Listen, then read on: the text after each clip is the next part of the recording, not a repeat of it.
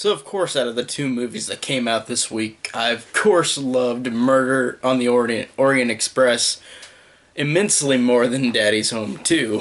But Murder on the Orient Express, I really did really like. I thought that in terms of the authenticity of how the movie looked, how it felt, I really liked how even though I was, of course, not alive in the 1930s, I liked how it looked. I liked how these characters acted and how they portrayed these human beings in this time. Because there are a lot of characters that look straight out of 1934. It is really cool. And in terms of just the performances, I think are really cool. I think that this movie has so many big actors. I'm honestly, I mean, it's Kenneth Branagh who's a big director, but he got so many great actors in this who play really cool characters.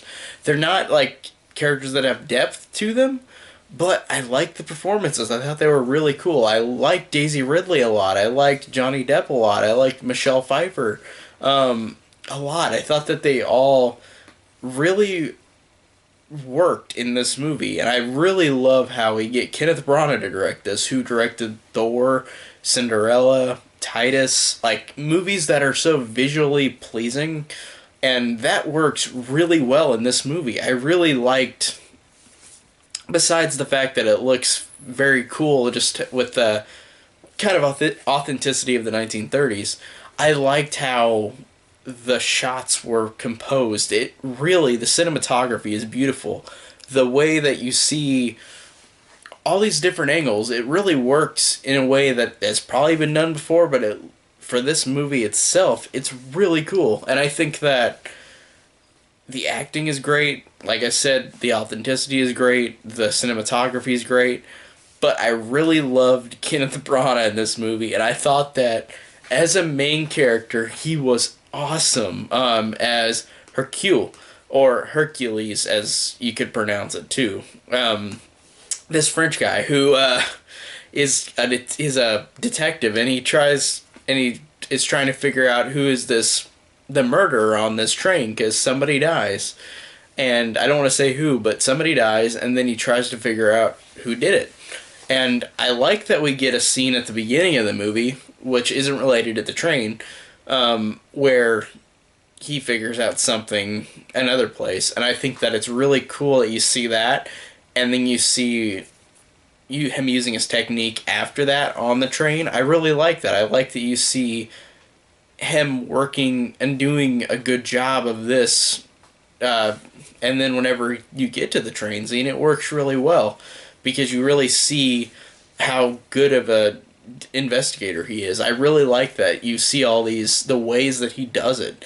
And this movie is honestly way more funny than I thought it would be. Like, I thought in terms of comedy, like, this isn't a straight up comedy, but the humor works really well. It really sold me, especially with Kenneth Branagh as Hercule. Like, he really, every line he said was genuinely funny, and whenever he gets serious and the movie gets serious, he is genuinely good. He's a great actor. I love how we got him acting and directing this movie. It really is cool.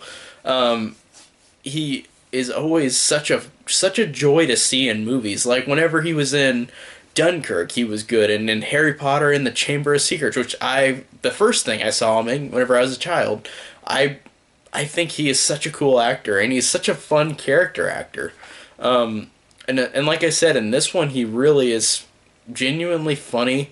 He is sincere, and by the end, whenever the reveal happens, and whatever happens at the end that I won't say, it works really well with this character. He really is, like, I felt for him at the end. I felt for him and how he figures out what the truth is, and he's got a hard choice with this. Like, I really like that. I thought that was really, really cool.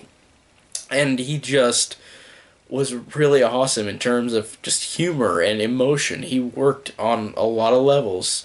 And like I said, the side characters are not like everybody besides Kenneth Branagh. they don't have depth to them, but to me I don't think that's a huge deal.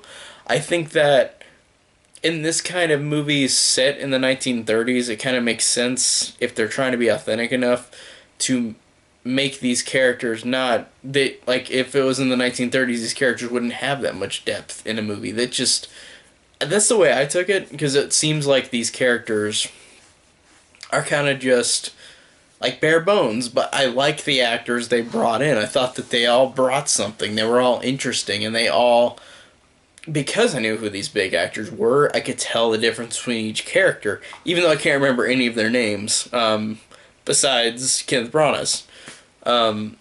Which, I don't know, it's not a huge problem because there were so many characters, it's like, how do you remember all of them, especially on the first viewing? But I thought that that was cool having all these great big actors. I thought they all were great. Um, just in terms of, like, problems I'd have, I think that it's, I don't know, like, it's not, like, there's something about it that doesn't make me love it, but I did really like it a lot, and I can't put my finger on what I didn't really like. But I feel like there's something about it, and I can't think of what it is. But overall, it really was a cool movie. It was a very cool visual delight with really good acting, real like great acting from all these great actors.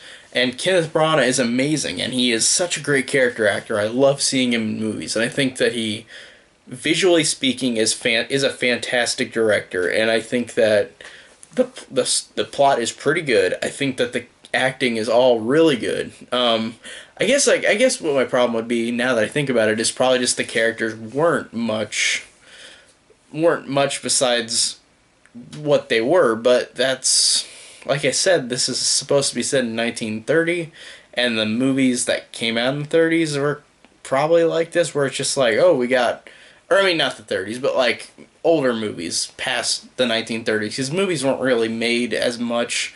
I mean, they were made in the 30s, but not really that in depth with dialogue and everything. It feels like, I'd say like 40s or 50s kind of movie, like, but it's set in the 30s.